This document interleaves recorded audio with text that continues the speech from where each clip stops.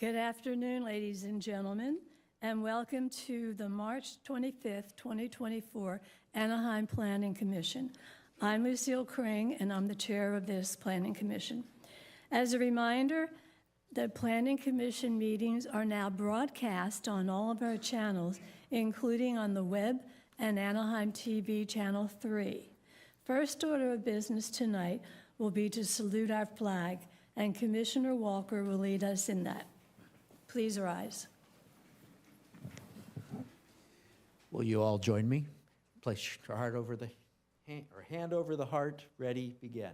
I Pledge allegiance to the flag of the United States of America and to the republic for which it stands, one nation, under God, indivisible, with liberty and justice for all. Thank you. Can we have a roll call, please, Heather?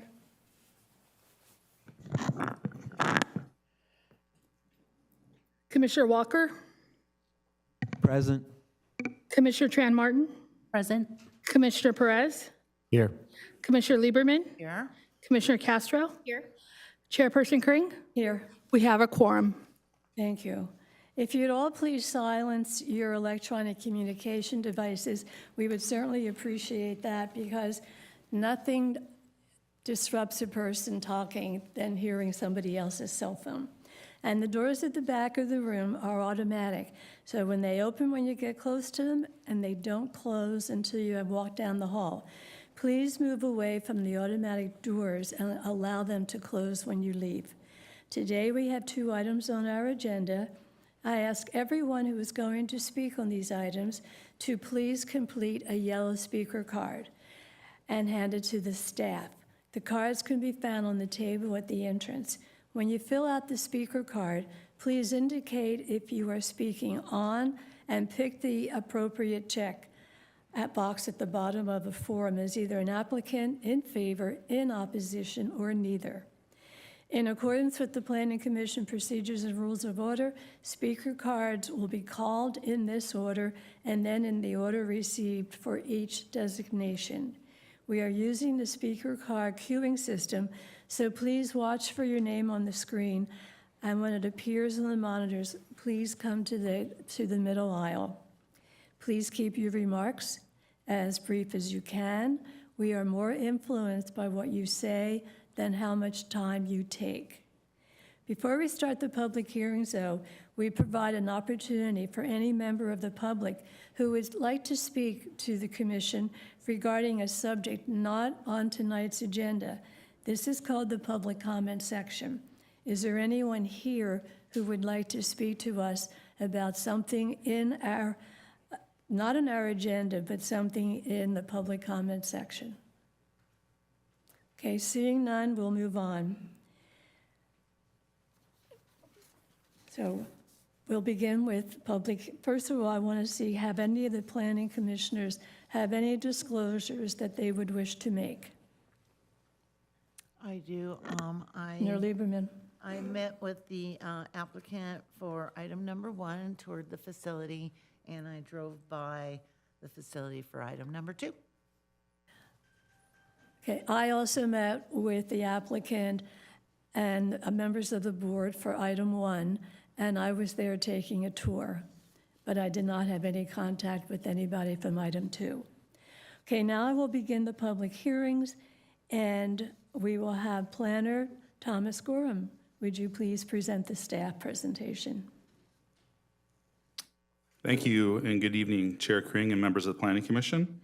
Item 1 is development application number 2022-0031 for Vibrant Mind School, conditional use permit variances and a shared parking permit at 300 to 330 West Broadway and 310 South Lemon Street.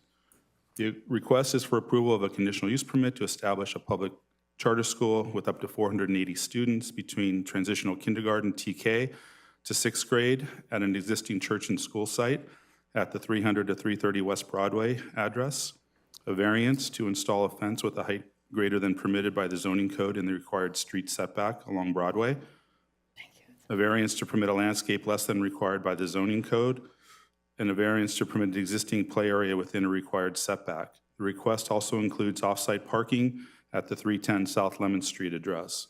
The applicant, Vibrant Minds, operates a free public charter school for up to 240 students in grades TK through 6th grade, currently at 412 West Carl Karcher Way.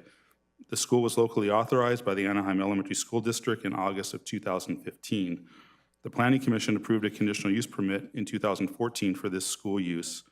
The applicant proposes to relocate the existing schools to the subject location. The proposed school site is approximately 1.90 acres in size, as shown on the left on the slide here. It's developed with a mix of 1- and 2-story buildings, including a church sanctuary building, a church administration building, and a vacant school building.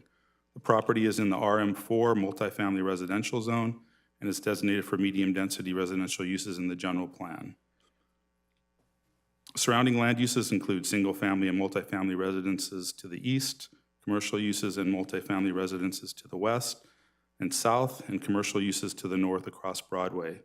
The proposed off-site parking property is located approximately 400 feet to the east at the Bethel Baptist Church at 310 South Lemon Street, as shown on the right side of the slide up here. In 1962, the Planning Commission approved a conditional use permit to permit an expansion to the existing church, including the addition of classrooms and a fellowship hall, as well as a parking variance. A previous preschool daycare facility, which is licensed to accommodate up to 140 students, was established in 1964 and ceased operations in June of 2014. In 2014, the Planning Commission approved a conditional use permit to permit a 100-student preschool daycare, Frontiers Academy, at the subject site. This use ceased operating in 2019.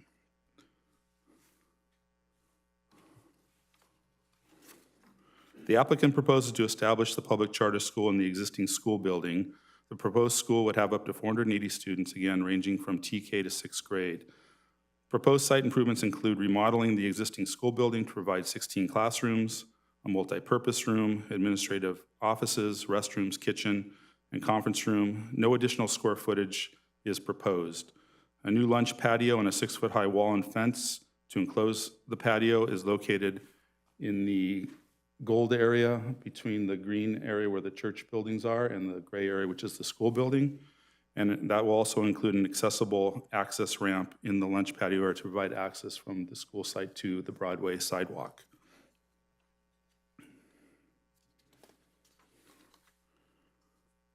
This slide illustrates the proposed operations of the school.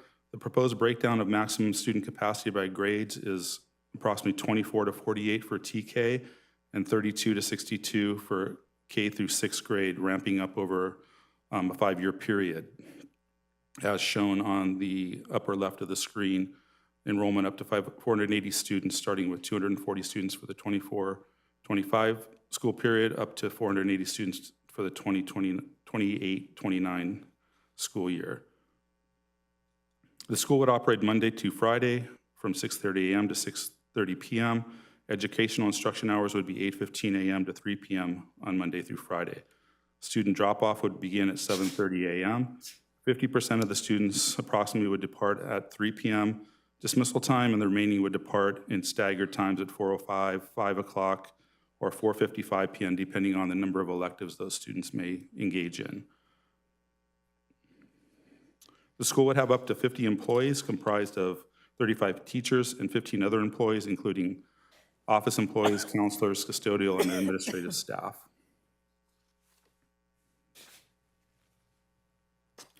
Access to the parking lot is from 2 existing driveways on South Clementine Street, shown here on the right side of the slide. On weekdays, 21 spaces from the church's 58-space lot would remain open, 9 for the school and 12 for the church. The school would convert the westernmost 37 spaces into a playground secured by a 6-foot-high steel fence, and the church would use these spaces on weekends. For drop-offs and pickups, there would be a designated area on the north side of the lot, as shown in the pink box on the slide. After vehicles enter the driveway, there would be a 2-lane split indicated by cones and demarcations on the asphalt on the west side of the parking lot to provide a queuing capacity for 16 cars, with additional cars queued up for exiting. A staff member would direct the vehicles into the two-lane split. Vehicles at the top of the two-lane queue would wait for a staff member to direct one vehicle at a time into the student egress area at the gate on the north side of the parking lot.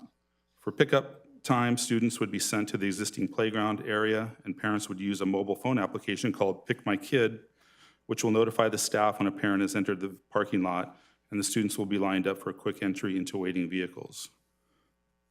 Mandatory training would be required for both parents and staff to familiarize them with the drop-off and pickup procedures as outlined in the parking operations plan submitted by the applicant. Routine updates would be provided by the school and to families if adjustments are found to be necessary. The zoning code requires play areas for schools to have a landscape setback of 15 feet from any residential zone. 2 playground areas would be provided for student recess. The first is an existing 4,340 square foot playground located to the west of the parking lot and south of the church administration building, shown on the left side of the slide. The existing playground abuts residential properties to the south and west and is located approximately 8 feet to the nearest residential building to the south and approximately 48 feet to the nearest residential building to the west. The current playground has been in use since the church and school's existence for children attending church services and the prior schools. The applicant is requesting a variance to continue to use this existing non-conforming playground area in a required landscape setback area. The second playground would be located within a 13,970 square foot area of the parking lot as described prior, and would be enclosed with a 6-foot high steel fence and gate and used by the school as a playground on the weekdays when the school is in session. This playground area would be set back 15 feet from the adjacent residential uses and cordoned off with a movable fence. A noise assessment was prepared for the proposed project to evaluate future noise levels on the site resulting from the outdoor student activities associated with the proposed use.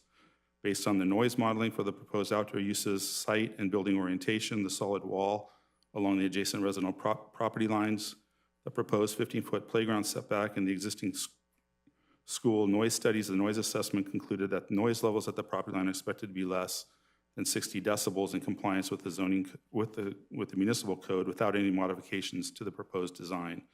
In addition, proposed daytime play periods would not occur for extended periods of time, thereby limiting potential noise impacts.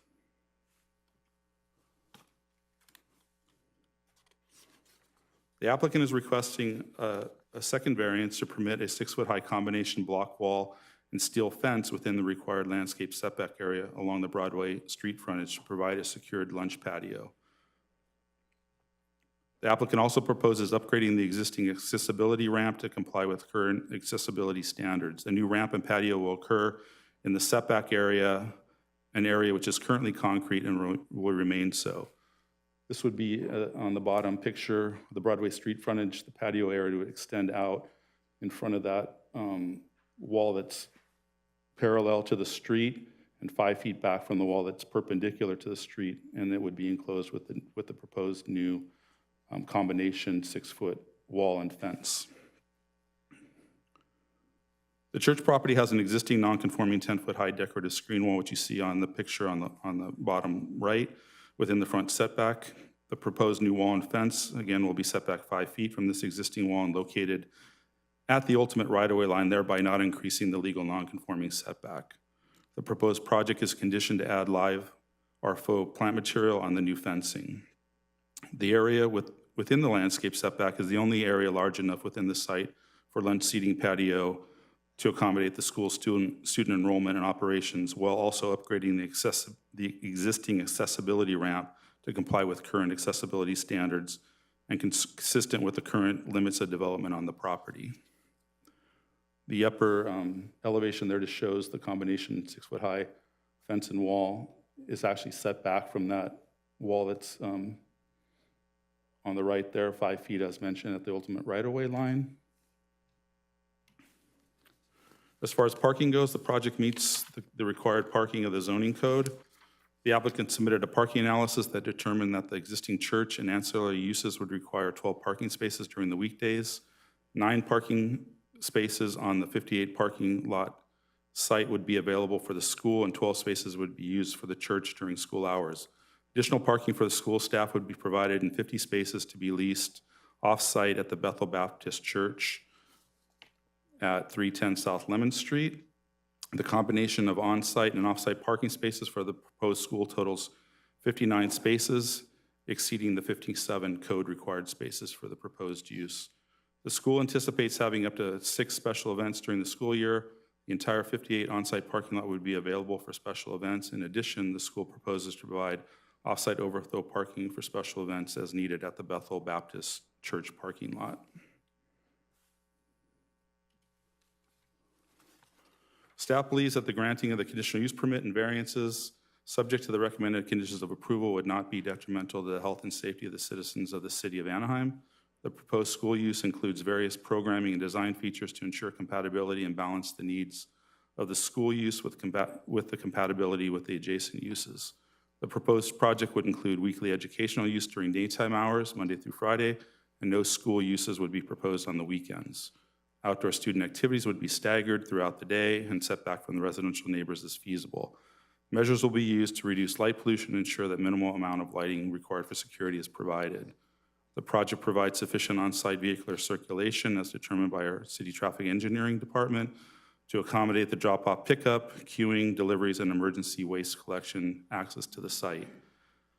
As recommended in the condition, the proposed project would be required to comply with a strict parking and on-site pickup and drop-off plan. Parents, visitors will not be permitted to park in the surrounding neighborhood. Based on the analysis included in the staff report and the findings in the draft resolution, staff recommends that the Planning Commission approve this request. We have the applicant here tonight, and they are available to answer any questions from the commission. And that concludes my presentation. And of course, we're happy to answer any questions you may have as staff at this time. Thank you, Mr. Gorham. Do any commissioners have any questions for the staff? Seeing none, we'll invite the applicant up. Is the applicant going to speak on the project? Please tell us your name and address. Thank you. Hi.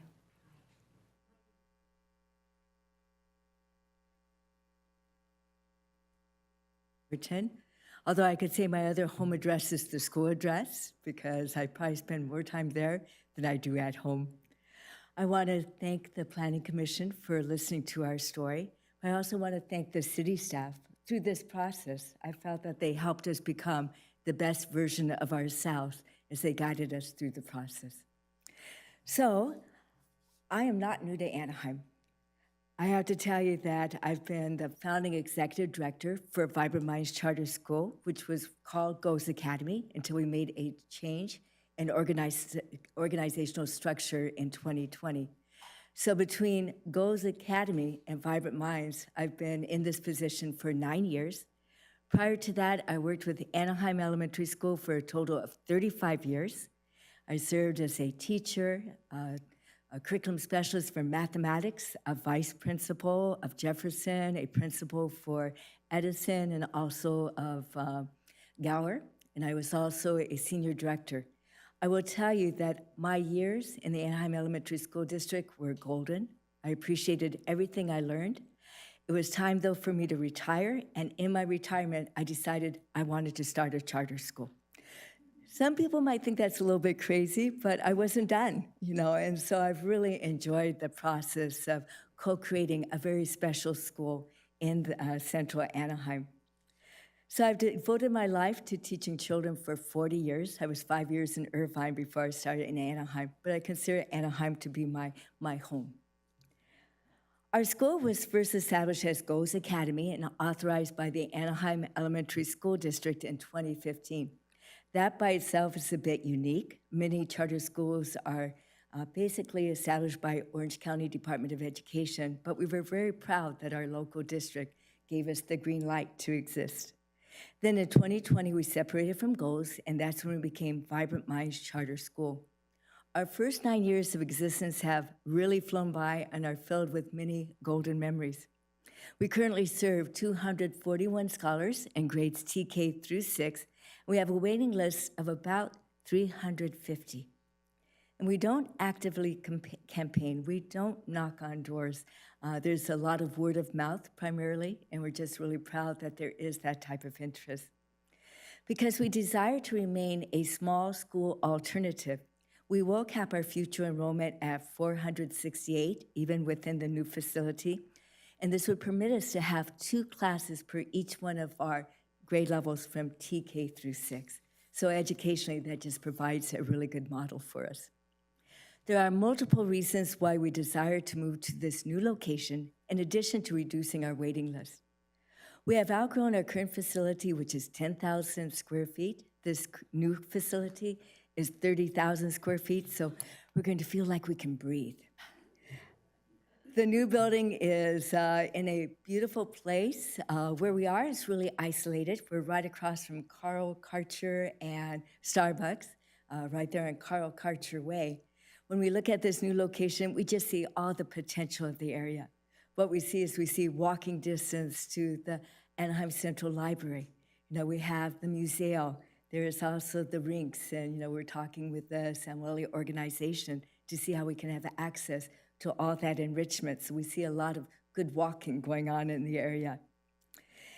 And of course, our staff is going to really enjoy the eateries that exist in downtown Anaheim, as well as the packing house, which is walking distance. And we love to keep our staff happy, and we know that that's going to make them very happy to have such close choices. We look forward to owning our own facility. We currently are leasing. So by owning, there's that pride of school ownership, and we want to make it a warm and inviting place for our scholars, staff, and the community. And we want to really be that bright light in central Anaheim at that corner.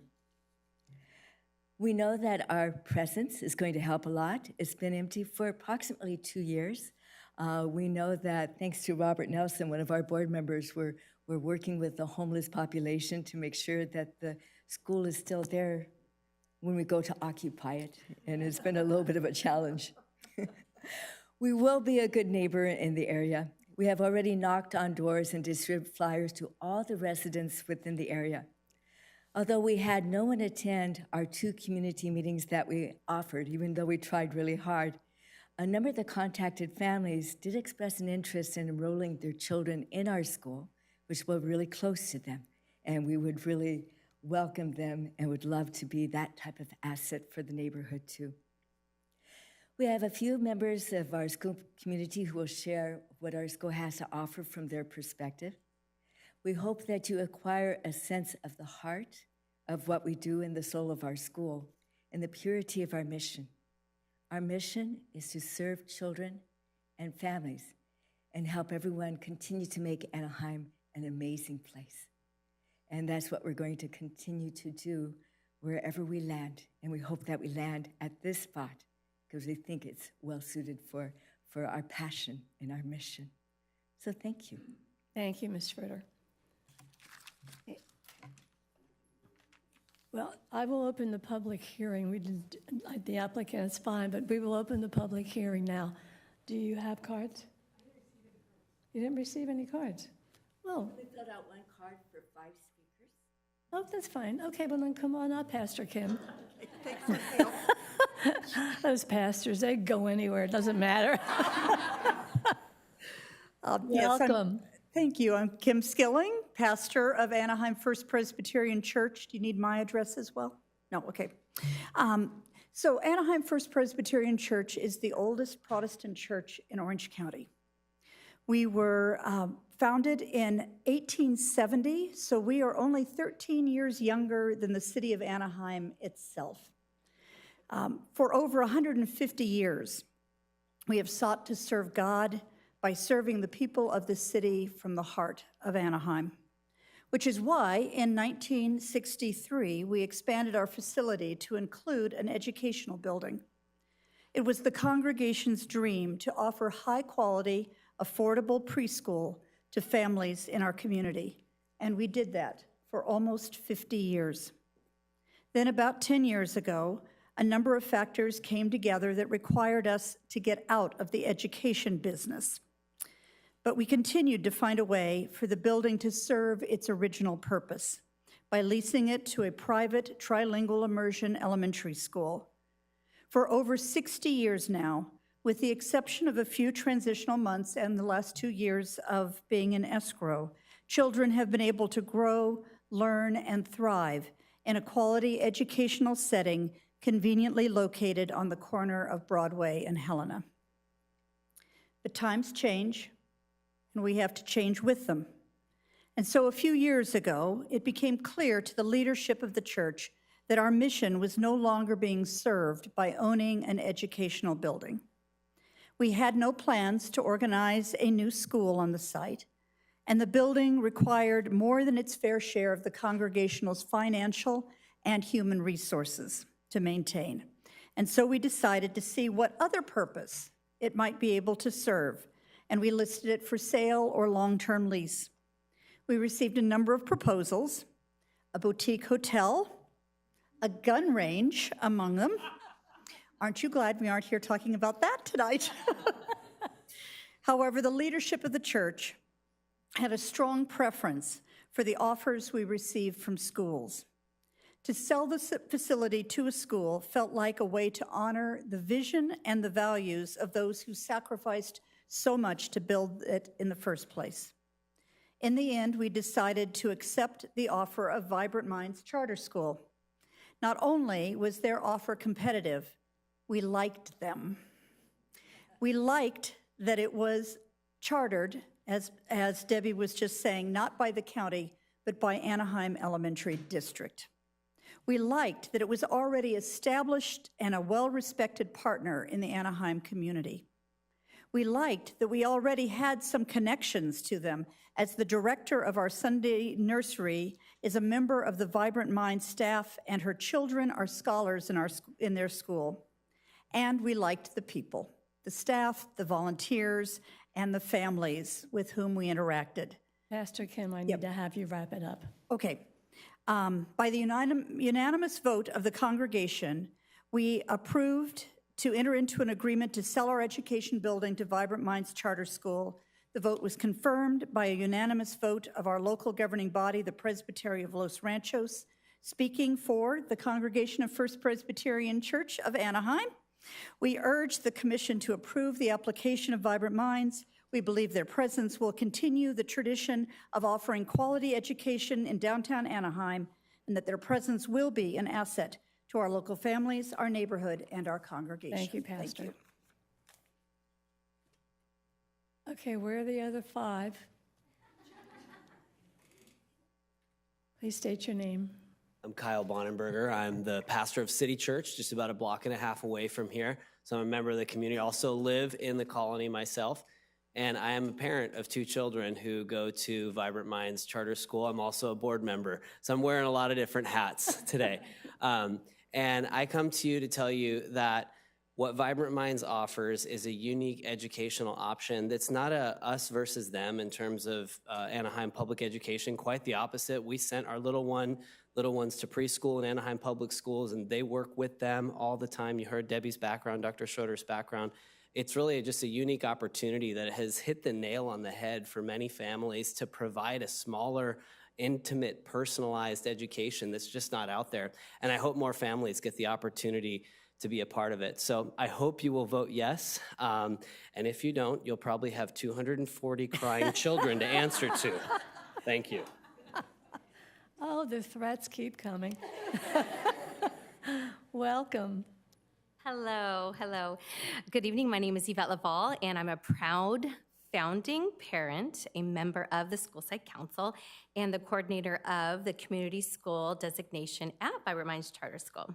I'm here today, along with my team, to get the approval of the CUP, obviously, that will allow us to relocate to a larger site and a better facility.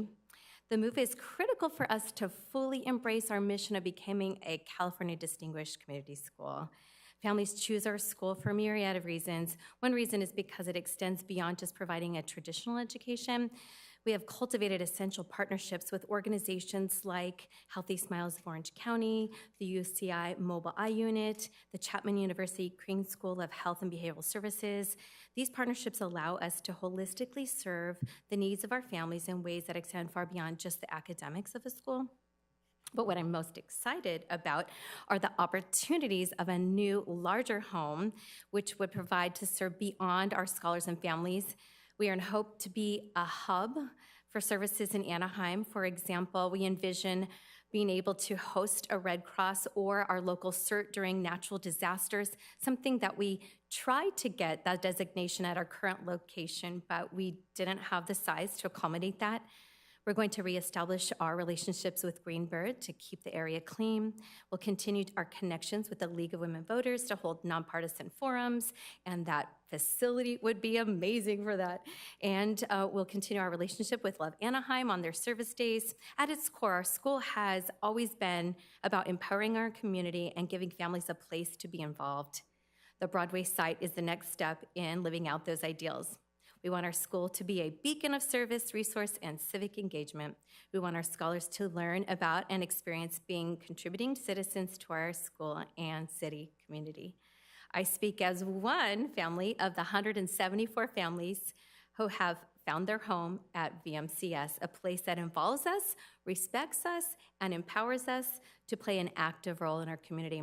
This transition to a new, larger home with more space only enhances the cherished values that make our school so unique. Thank you so much for your consideration, and we can't wait to expand our family. Thank you. Thank you. Welcome. Hi. Hi. My name is Shamar Nguyen, and I am the Assistant Director at Vibrant Minds Charter School.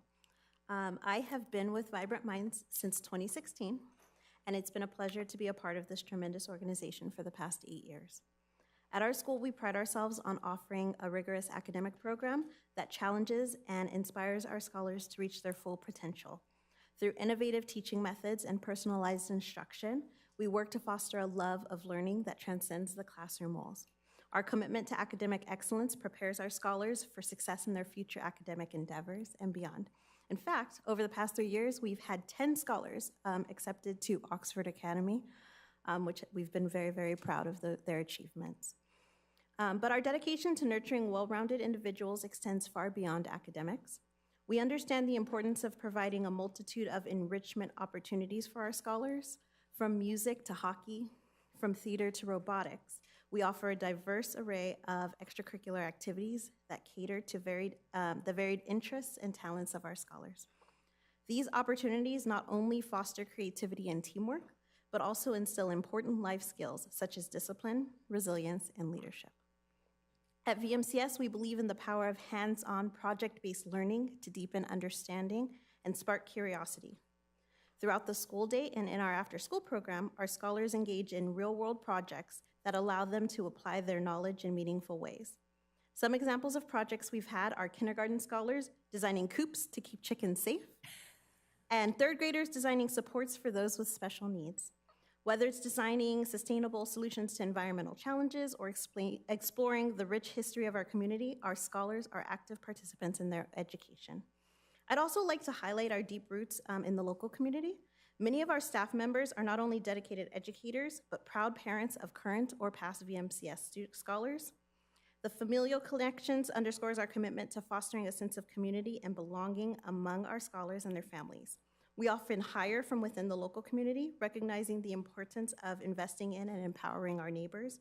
We have partnerships with local universities, as well as we know that as we modernize the new site, it's going to offer more job opportunities for the community.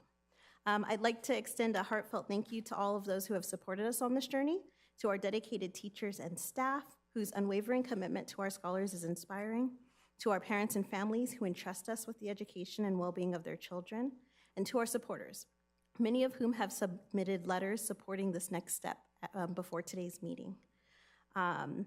These letters come from a variety of people and reaffirm the widespread belief in the transformative impact of our school. I'd also like to thank all of the members of the Planning Commission. Your support and encouragement would mean the world to us, and we are deeply grateful for the opportunity to present to you today. We look forward to building on our successes and continuing to provide educational opportunities to scholars for generations to come. Thank you for your so much. consideration. Thank you. Who's next? I don't have any cards in front of me, so I have no names. So who? Go ahead, call. Well, not. Do we have any more who are positive? No. Are you against it? Yes. Okay, can you sit down for a second? Who else is for the project? I know I said don't overwhelm us, but if you if you have something different to say, please, this is your time. Come on up. Now, don't all rush the podium. Okay, welcome. Thank you for this opportunity. Willow, do you want to come up? Why don't My name's the- Mary Ellen Serino. I live at 1140 West Park Avenue here in central Anaheim. Okay. I'm the grandparent of two students that go to their scholars at Vibrant Minds Charter School. I was very active in the Anaheim Elementary School District when her mom and my other children were there, and the high school district. But I've been really pleased with the programs that they have at Vibrant Minds, that it's a smaller school, that they serve not only the gifted kids, but there are some other kids with some unique needs and challenges, and they have really served our grandchildren well, and many of our other friends that I help raise their children, and now we're seeing their children there. So I have worked at, have been involved with Kiwanis at the Presbyterian Church a number of times, utilizing their facilities, and now have been there with Vibrant Minds for some of their activities, and feel like it's a really good fit for the school and for the neighborhood and for our upcoming children and those that are there now and those that will follow. So I would encourage you to approve this permit. Thank you so much. Do you have anything to say? Thank you. Okay, Leonore, welcome. Thank you. I am a resident in the neighborhood. Apparently, I'm the only one who showed up. I've been a resident for almost 40 years. Actually, my dad owns the property. I'm here to represent him. I do know who you are. I know some staff because I worked with them before. I'm not against the education. However, I am against parking. If you guys live in the area, you would know how bad parking is. There's a Little People's Park, which the apartment complex takes over. There's the church parking that currently is being used by tenants on the other side of the apartments. And people from the neighborhood, from the packing house, are now starting to park in all the areas around the neighborhood, as well as the people who go to the downtown Anaheim, park in our parking because they don't want to pay for the structure. Like I said, I'm not against education, but I am against the parking. That parking plan that you guys have, I don't think it's going to work because now you have an asylum. You guys know, parents, there is two breweries that just opened up around the neighborhood. There is gang violence around the neighborhood that, unfortunately, I have to disclose.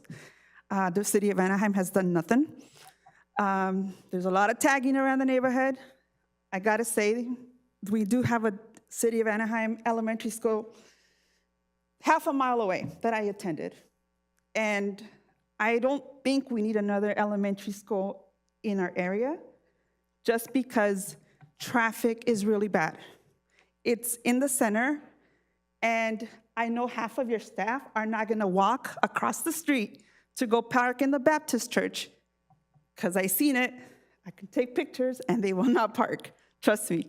We have the alcoholic AA around the corner, across the street from the area that you guys are disposing as parking. They use that parking across the parking from the park around the areas, around the streets on Clementine and Lemon. Those people are now using the parking. They come at least 3 times a week. And currently, Villains is taking our parking. The apartment complex is taking our parking. And now you guys are trying to take our parking. And I know it's public parking, but in the morning, I go to work just like everybody else.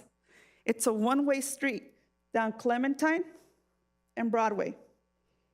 And traffic there is just horrible, horrible. And there's hardly any parking on the street. but the parking that there is that's limited, it's complete packed. So I disagree because of that. You guys, I totally am up for education, but parking is a big problem in the city of Anaheim and downtown Anaheim. That is considered downtown. Thank you so much. I appreciate your comments. Thank you. Would any of the proponents like to address the parking issue? Because that parking is a real problem in the whole entire city. Absolutely, yeah. That's not a staff, that's not a permanent parking area, is it, or is it? Clementine? It didn't get approved. Oh, okay, so it's not, all right. Because some parts of that area are permit. They sent out voters Yeah, a month or 2 months ago, and it was denied. okay, thank you. All right, any questions from, if there are no other speaker, I will close the public hearing. And I'd ask the commissioners, do you have any questions? Commissioner Perez. Can we get an overview again on the off-site parking and then what the plan is, just so we could get some clarification? And then additionally, are there any conditions currently listed about anything about parking enforcement or anything that we could do there? I know on the app, the report or in our agenda, we did have how the school does the vehicle drop-off and the signatures and the VIN number and the like. So I see that, but if we just could get an overview of it. Thank you. Yeah, so here's an aerial showing the proposed school site, again, with the existing 58-space parking lot on the school site and the proposed off-site parking about a block away, 400 feet away from here, where the school will lease 50 spaces. There'll still be available spaces on the site, approximately, I believe, 24 spaces for use by the school as well as the church and other uses that are in the ancillary building there during the daytime. The 50 parking spaces off-site plus the on-site parking spaces do meet the code requirements for parking. The drop-off pickup plan that's part of your package includes operational requirements for the queuing and coming in and having monitors out there to make sure the queue flows smoothly, as well as making sure that parents aren't parking on the street. There should be no need for them to park on the street and drop their kids off with the queuing as proposed, but then if there's adjustments necessary, we also have a condition that requires a look back, I believe, every 6 months to make sure that the operations are going smoothly. If not, we can, in consultation with our traffic engineering department and planning, we can make adjustments potentially as needed to the parking and drop-off situation. So there are ways to address them if they become a problem after the school's under operations. And then with that, what's the queuing? How many numbers are in the queuing? 16 vehicles in the queuing, plus an additional 2 or 3 after the parents drop off the kids at the drop-off area. Okay, and then for the proposed off-site parking site, where do they enter and where do they exit, or what is, because I know it has the green for both properties, but I would assume it's just a little strip, right? Yeah, I'm not sure exactly where the 50 space, there's more than 50 spaces on the site. I would ask the applicant to maybe answer the question where they'll be locating those 50 spaces within that property and how they're accessed. Yeah. Yeah, and then to the applicant, with that, kind of my next question would be, addition to that, are there any security measures or whatnot for the offsite? That's just something that just popped into my head.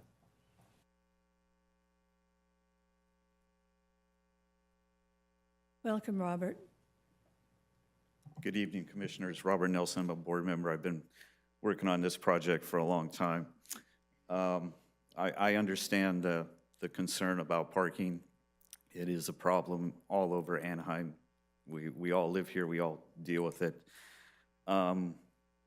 We are planning on using the Bethel Baptist Church. There are 50 spaces that we are going to lease. I believe there are 64 spaces there altogether. And we are going to have a electric gate with access to protect the cars that are in there and make sure that there is no issues. I know there's been seen graffiti around the area. That is, something I've looked at, but in all the times I've been on this at campus, I've spent hours and days and months, and I have never seen any illegal activity. So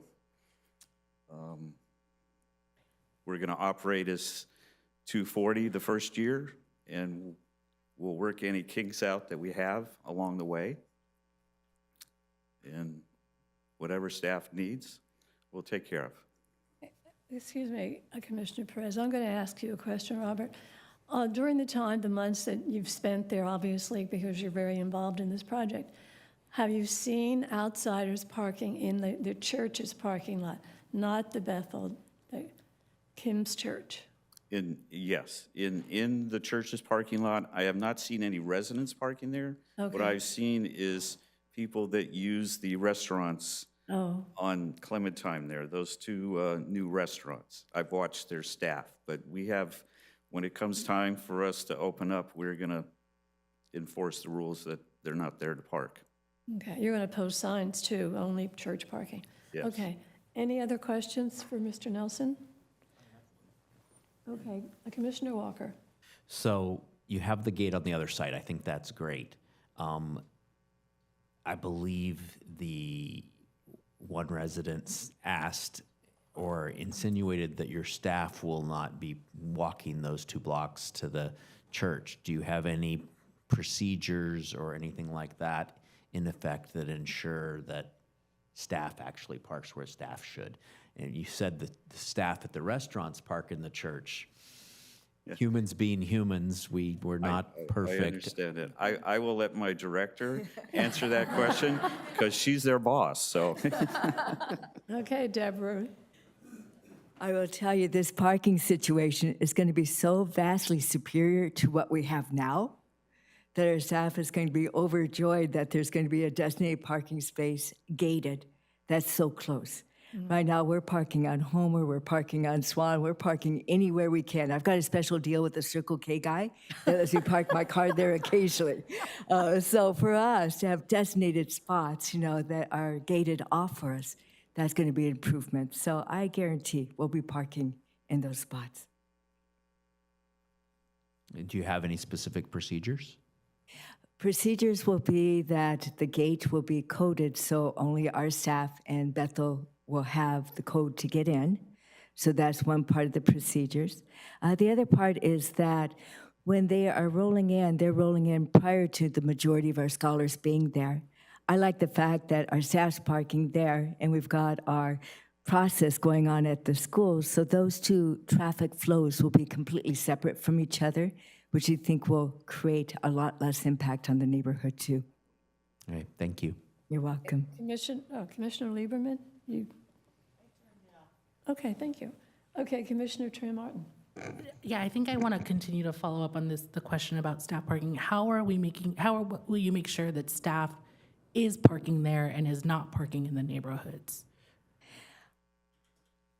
I trust our staff and we know how important it is, and we will make sure that they're parking where they're asked to park. We're a very close-knit staff. We work with each other as a team. We have a number of staff members here right now, and they're going to hear firsthand how important this is.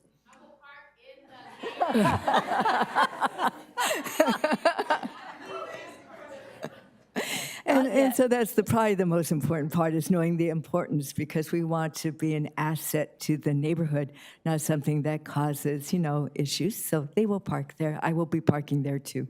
Okay, I guess to the staff, is there aside from the 6-month look back, is there anything that we can do to ensure that staff is parking there? I trust your word, but I think parking is an issue across the city, and especially in downtown, and as downtown continues to get more, I just wonder, is there assurances that we have that parking is where people are supposed to park is where they're going to park? We do have the condition of approval that requires that the applicant or the owner enter into an MOU with the city outlining the scope of their parking and on-site circulation plan. I think other than, requiring them to do so, requiring it as a condition of their development proposal, there's not a whole lot that we can do to, we're not going to go out on site and enforce that. We would rely on, residents and neighbors in the community. If they observe that happening, they can notify us, and we can then contact the school and let them know that that's not happening. As part of the periodic checkup that Thomas talked about, we can address it with school administration at that time too, and check in with them and see how that's working and let them know if we've been notified otherwise. Okay, perfect, thank you. We also know at the Bethel location, we will have a placard for each one of our staff members to have in their car so that there will be that type of easy identification, if that would be helpful. And couldn't you also, as the head of the school, have them each fill out a paper with their license plate on it? And so you go around and check that that license plate matches the car. So that's another safeguard that you can impose. That would be a good idea, too. Thank you. Okay. Commissioner Castro. Regarding the parking with your staff, Don't sit down, Deborah. is it going to be, is it a code that they're putting in there, or is it a card that they're going to swipe for the gate to open? Mechanically, we haven't made that determination yet, but we do know that for it to be established parking, we're going to have some measure, whether it's a card or a code, that will be only for our staff members as well as people from that church. So we will work out those mechanics. It will be at the school's cost. It's one of the things that we talked to about the Bethel Church, and they seem to be comfortable and excited about the opportunity to secure the parking too. Okay. So it'll be one of those two things, most likely, unless there's another new gadget that's invented before then. Well, the reason I'm asking is because I believe if it's a card, there's a way to pull up a report and see if they're going through the gate.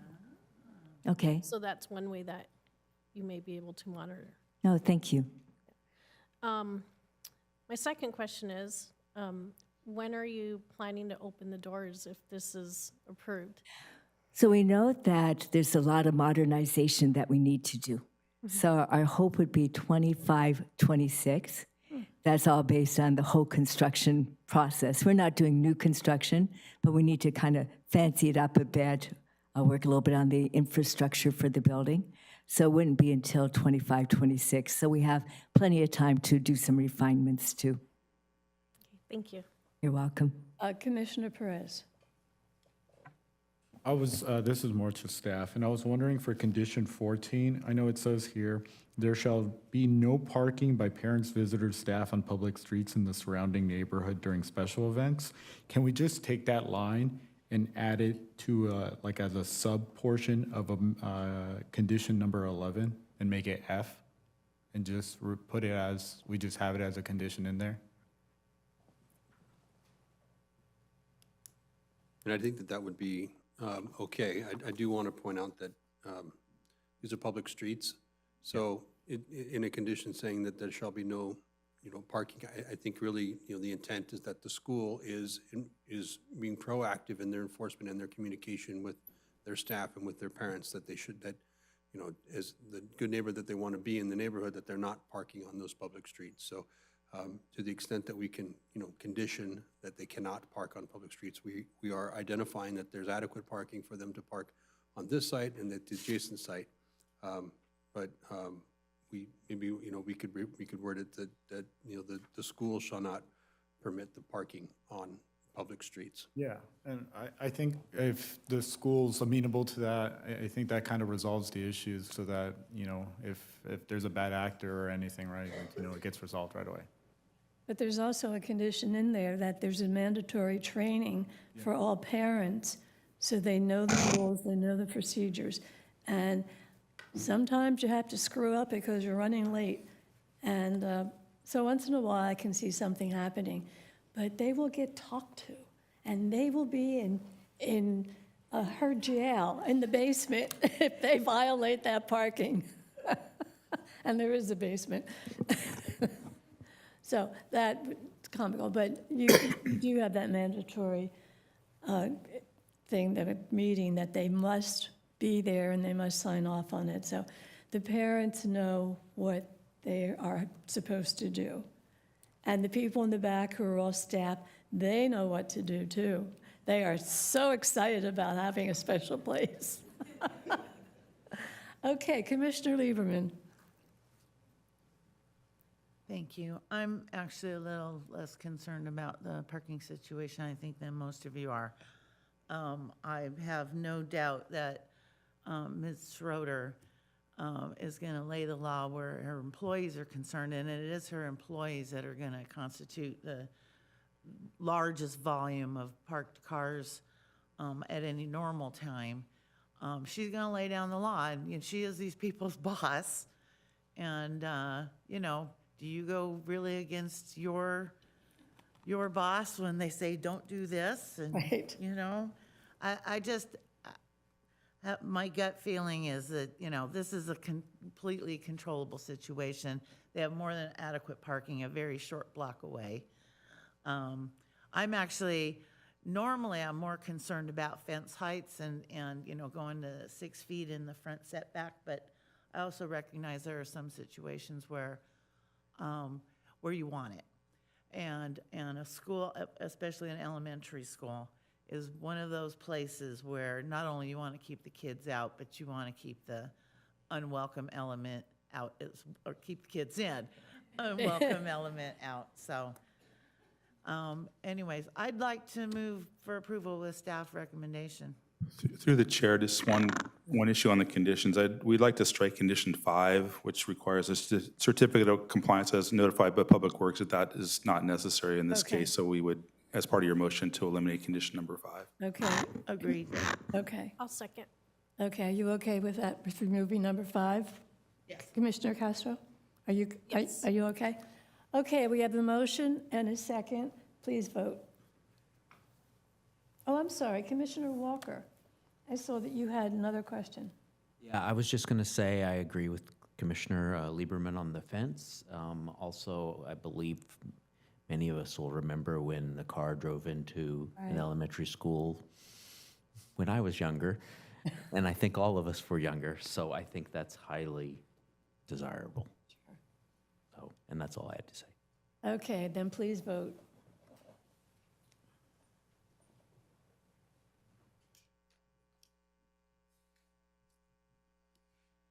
Well, congratulations. Motion carries 6 yes votes. Congratulations.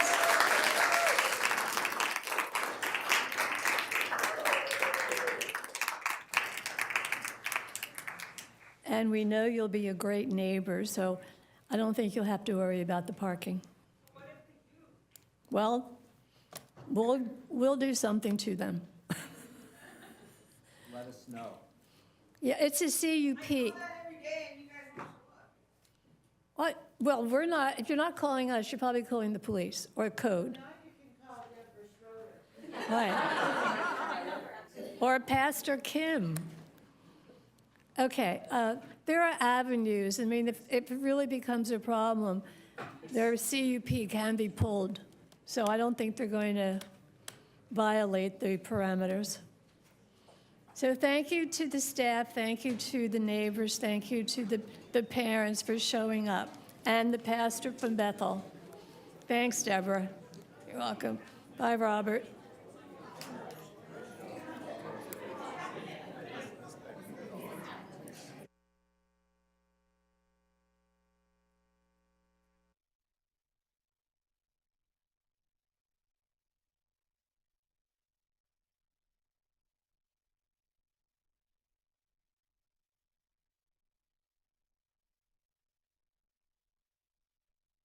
Oh, well, we're happy. Where was that? I don't remember where the car, what school was that?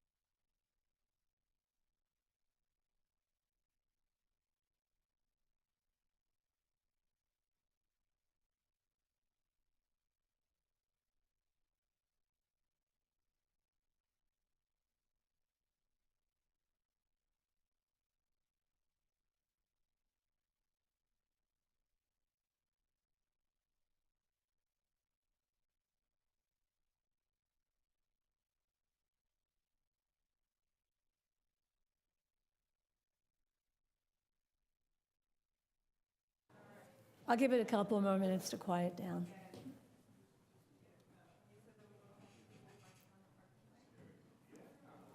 Could you take it outside in the foyer? Thank you so much.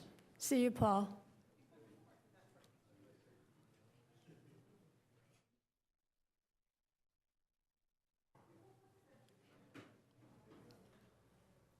Okay, well, we're up to item 2, and Mr. Gorham is the staff presenter for this one also.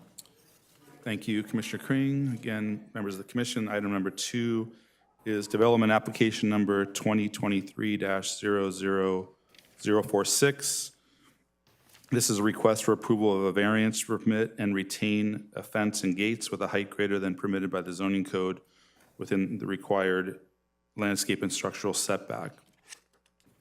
The subject property is 5.01 acres and is developed with a 6-story medical office building. The property has a surface parking lot that is accessed from 4 existing driveways, 2 on West Medical Center Drive on the north side of the property and 2 on West Romney Drive on the south side of the property.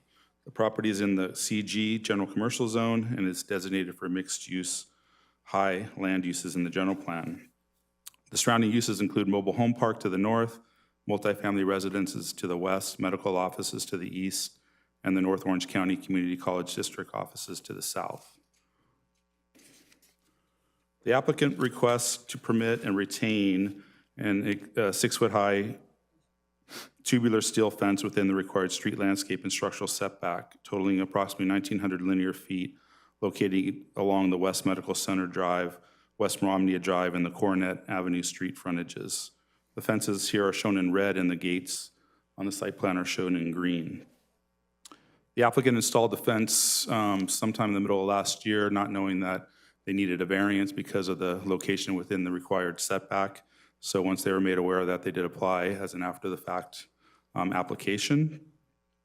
The subject property maintains a legal non-conforming landscape setback of 7 feet 6 inches along the West Romney Drive street frontage and 8 feet along the West Medical Center Drive street frontage.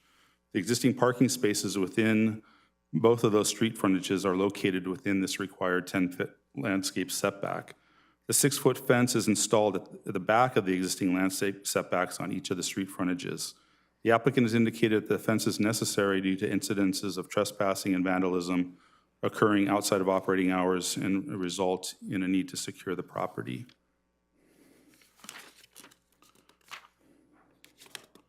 These are some images of the fence and gates along West Medical Center Drive and West Romney Drive. The fence and gates along West Romney Drive are placed against 7 feet 6 inches from the property line, and those along the West Medical Center Drive are placed 8 feet from the property line at the back of the existing landscape setback. These are images of the parking lot gates and the Romney Drive entrance. The 2 driveway gates are proposed, one on West Medical Center Drive and one on West Romney. In addition, there will be 7 internal gates are provided within the parking lot. The fence and gates are located outside of the vehicle line of sight required at the driveways and have been approved at their location by the Traffic Engineering Department.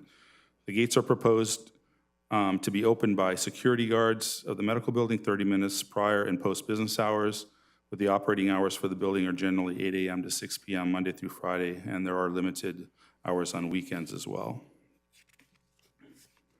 This is an elevation of the fence. The existing landscape setback along all the street frontages would be maintained, and in addition, there's a condition of approval and is also outlined in the landscape plans within the plan set that has new landscaping hedges and shrubs with growth up to 3 feet in height to be placed in front of the fence along the entire perimeter to soften the look of the fence along the street frontage. Staff believes that the necessary findings exist to permit a variance for the fence and gates in the required landscape setback areas with a height greater than permitted by the code due to the special circumstances related to the existing legal non-conforming landscape setback. Additionally, the fence would provide additional security for the facility.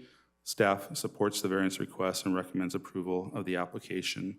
The applicant is here tonight and would be available to answer any questions, and of course, staff is able to answer any questions as well. That concludes my presentation. Thank you. Any commissioners have any questions for staff? Seeing none, would the applicant like to make some comments? I mean, you don't have to, but you can add to what the staff has said or say something else. A lot of vandalism, a lot of break-ins. Okay. And so the property owners went ahead and built the fence, but we just didn't know that we were within that setback. So if we can, it's about, I think, about 4 feet that we're going into the setback, but at least we're, maintaining parking spaces, and on top of that, not too, intruding on the landscape. And we'll do like any kind of shrubbery or anything to kind of mediate the look. And if there's any certain things that you guys require, like as far as like what type of plants, we'll accommodate with that. But that definitely helped us kind of reduce a lot of the crime. So that really helped us. So that's about all. Okay, so you're happy with all the conditions that the city imposed? Yes. Okay, any commissioners like to ask any questions of the applicant? Okay, oh, Commissioner Lieberman. I don't know. I don't know if you saw this email we got this afternoon, but I just want to ask and put it on the record. Is your business involved in human trafficking or drug smuggling? I don't mean to laugh. I'm sorry, I didn't. Our company? Yes, As in the architect engineering? as in the business in the building. Oh, in the building itself? I'm not aware of anything like that. I would hope not. Okay, I just wanted it for the record. Yeah, we did Thank the you. plans. Yeah, a lot of- Yeah, through the chair, that came in late. I didn't get an opportunity to give Okay. that comment letter to the applicant, but there was a comment letter that came from a nearby resident alleging that there was potentially human trafficking and drug use going on the property. So Okay. I'll get you Yeah. a copy of that. Yeah, not that we're aware of. Yeah. Okay, good. Okay, we're getting you a copy. Okay. Is everybody satisfied with the applicant's answer? Okay. On that case, I will close the public hearing and ask for a motion. I'll move. Second. Okay, we have a motion and a second. Please vote.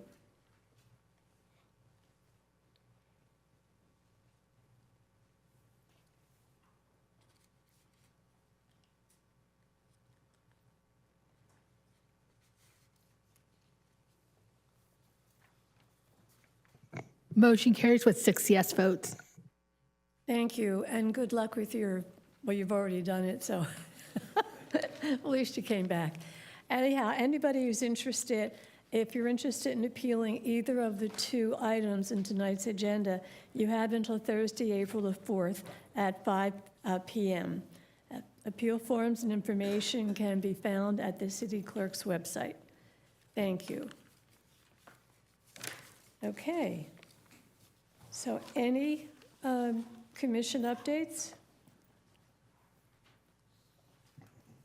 None. Scott? The annual code update that we do annually, and the La Quinta Hotel project that was approved, I believe it was in December. Both of the second readings were approved at the most recent city council meeting. Tomorrow's city council meeting, we have the housing element annual report, as well as the general plan annual report that will be going to for council consideration before being submitted to the state. We will be adjourning tonight's meeting to April 22nd, so we will have no meeting on April 8th. On the April 22nd meeting, at this time, we've got a time extension for a self-storage facility on La Palma, and I'm not certain if any more items will be included on that agenda at this point. That's all I've got. Okay. I'm sorry, if I could just clarify, did you say we were adjourning to April 22nd? I And not April 8th as indicated on the agenda? I did, yes. Okay, thank you. So just a reminder, we don't have any items for April 8th. And so I think by the time the agenda went out, we weren't certain if we had any. We do not, so we will need to adjourn until April 22nd. Can I ask a question?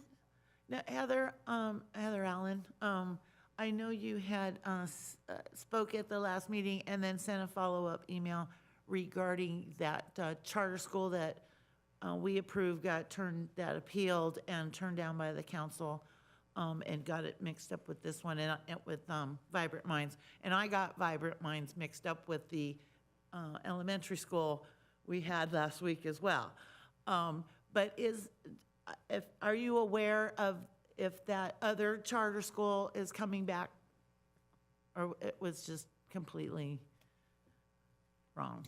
It is not coming back at that location, and we've not received another application for another location. Bad, thank you. I was told they're looking for another space, but it's very difficult to find one. Okay, so with that, we are adjourned at 6:14.